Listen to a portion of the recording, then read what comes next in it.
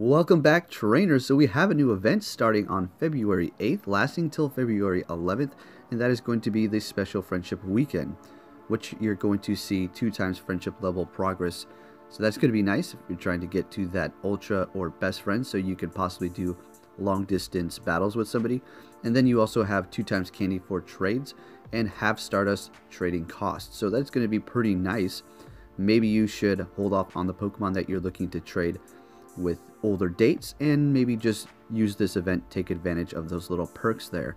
So this should be quite nice. Now if you're wondering how is the 2-time friendship level progress going to even work, I would assume exactly the same as it's currently working now. It'll just give you 2 times more friendship for whenever you open gifts, raid, gym battle, or anything else that you have to raise that progress. So there you go, trainers, look forward to that. Now let's go ahead and take a look at some more Twilight PvP Cup test runs, not official teams, just to see how well specific types are going to be doing going up against others. So we do have the Alolan Muck out there. It's going to have Poison Jab, doing quite a bit of damage to that Honchkrow, which is going to be a pure Dark type. So I decided to go ahead and switch, holding on to my charge move for my Honchkrow and bringing out the Alolan Marowak, seeing that I'll be taking reduced damage from that Poison Jab, and I'll be able to dish out super effective damage with that Bone Club. So he does bring in the Toxicroak, which I'm still in a pretty good position here because both of Toxicroak's quick moves are not going to be very effective, but on the flip, as you've seen, that Mud Bomb is going to be dealing out super effective damage, but the Alolan Marowak is able to take it fairly well. So let's go ahead and see what we have here. It's going to knock me out. I'm going to go ahead and bring in Drapion. At this point, I could have bring in the Honchkrow, but didn't because I kind of wanted to see how Drapion is going to perform here. We know that the Honchkrow is pretty decent. It has its charge moves ready, but I just wanted to test this out a little further here. So going up against the Venomoth with Confusion, that is going to be something you probably will be seeing at these tournaments here, is a fairly good type. Confusion dealing massive damage, and with Venomoth being part poison type, it doesn't have too much to worry about unless you see a Tyranitar with Smackdown. Then in that case, it's going to be going down fairly quick. So we have the Honchkrow coming out here with the Sky Attack ready to go. Didn't really need it, probably could have just did 2 pecks or 1 and took it out because it's going to be bug type, weak against flying. So that is a good gain on the first match there. Now let's go ahead and go into the second one here. Starting it off with the Mightyena, I have Fire Fang. Unfortunately, not going to be doing very much damage because Alolan Marowak is going to be part fire, so therefore not taking very much damage from that Fire Fang. But on the flip, if you did have Bite on that Mightyena in this situation, you will absolutely tear right through it. So really depends. I'm just running Fire Fang at the moment because there are things like the Venomoth and possibly a Venusaur, in which case I'll be doing a pretty good amount of damage, as well as Mawwiles. That is eligible because it's going to be part fairy. So continuing on here, he has the Drapion doing Aqua Tail, finishing off my Mightyena.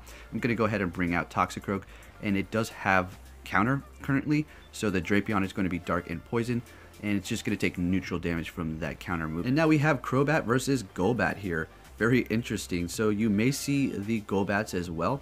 They have fairly good charge moves. You have Poison Fang and Air Cutter, which are charging fairly quick, as opposed to Shadow Ball and Sludge Bomb on the Crobat, taking a little bit longer, and that could really shift the turn of battle. So he is going to finish off my Crobat there, pretty funny, and I'm just going to go with Sludge Bomb. He has 1 more shield, and now let's see if I can pull this win off here.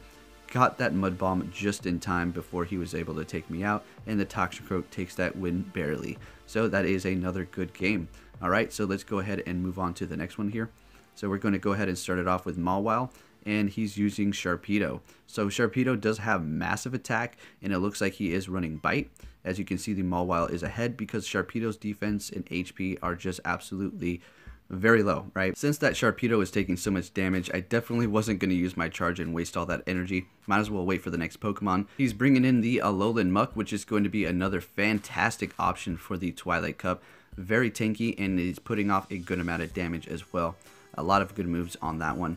So it is finishing me off, and the Play Rough did hit it for neutral damage too. Just because it's part poison doesn't mean it's going to be resisting it. That Dark type is still there. So we're going to bring in my Alolan Muck as well and finish it off here. And then he's bringing in the Venusaur, which can be a great option, but you also can get pretty walled in many situations, so you have to think about that wisely. And if you're wondering about Snarl on Alolan Muck, whether or not you should run it, personally I would go with Poison Jab, but that's just me. You can find some great usability for that It's just depending on how you run your team. Now, the reason why I did not do that Psyshock there in that situation is because I thought he had another Pokemon. I was talking during those battles, so forgive me for that. All right, and here we go into the next match. Now, I was going to do something a little different. I was going to switch in with Pokemon that you really don't want to be in this position, like, say, going up against a Alolan Muck with a Ninetales here. Not very good. Going to get super effective damage from those poison moves. So it held up well. He switched, and I was very confused, like, okay, that works. So he is going to be bringing in the Golbat, which the Psyshock will be doing super effective damage. Let's go ahead and see if he blocks this. He lets the attack go through, and I do finish it off. Powdered Snow as well, doing super effective damage. Now, if I was able to get off that Psyshock, it would have one-shotted that Toxicroak for sure. Now, we do have the Misdrevious here. Going to go ahead and hit up the Ominous Wind and do it again. And yes, I'm still testing this out. I really want to use it, guys, but I don't think it's going to happen because there's just too much dark out there. And if it gets hit by the Bite, it's going to be going down fairly quick. That Bite Quick mood is just nasty. Not to mention, it's going to be weak to it, right? So bringing in the Toxicroak here, we do have the Mud Bomb, so we will be able to hit up that super effective damage and finish off that Alolan Muck there. We've been over this Pokemon before. It is going to be one of those good options you may want to go with because it does have that charge move that is getting up fairly quick, super effective to quite a few other types in this league. Now we have Alolan Marowak versus Alolan Marowak here, and I wanted to see which one's going to be better. I did have a 1500 on the dot. Not too sure what his is going to be, but he was able to get off his charge move first. But that's okay, because you're going to see what's going to happen here. I do switch out into the Venusaur, and if you're wondering why are you doing that, because I know he doesn't have fire moves, so I should be fairly safe. Now, this is the situation you absolutely do not want to be in, because there is nothing you can do other than using your shields to protect yourself going up against that Golbat or possibly a Crobat, because grass moves are not going to be very effective. It's going to be a flying and poison type, double resisting that as well as resisting the poison. So I do switch into the Alolan Ninetales, super effective with that Powder Snow, but on the flip, he will be able to hit me up with super effective with this poison moves. Hitting it up with Psyshock, super effective towards it because it's going to be poison. He does do a misplay there. We did communicate and he told me that. Super effective damage with that Psyshock, which is making Ninetales, the Alolan version, quite nice for this cup, super effective against quite a few different ones. Now we've come back to the Alolan Marowak versus Alolan Marowak yet again here. He's going to hit me up with that Bone Club. I'm going to return that right back. Let's see what we can do, and finishing it off with the quick move Hex. And yes, that is what I have on mine. That is going to be gaining quite a bit of energy for those charge moves for sure. So going into the next match here, and like I said, I'm going to try to be putting some of these Pokemon that are going to be super weak to a specific type up against that Pokemon, so I can just see how well they perform under pressure here. So we're going to go ahead and shield up that first Dark Pulse. They're not really necessary whatsoever, and hit up that Toxicroak with Play Rough for neutral damage, fighting being weak to Play Rough, but then that Toxicroak is also going to be poison, so it's going to be evening it out there, and it does finish me off. Bringing in the Misdrevious yet again. You're probably like, why do you keep using this thing? Alright, so poison moves, not very effective towards Misdrevious. Fighting moves, not very effective either, so it does have that going for it.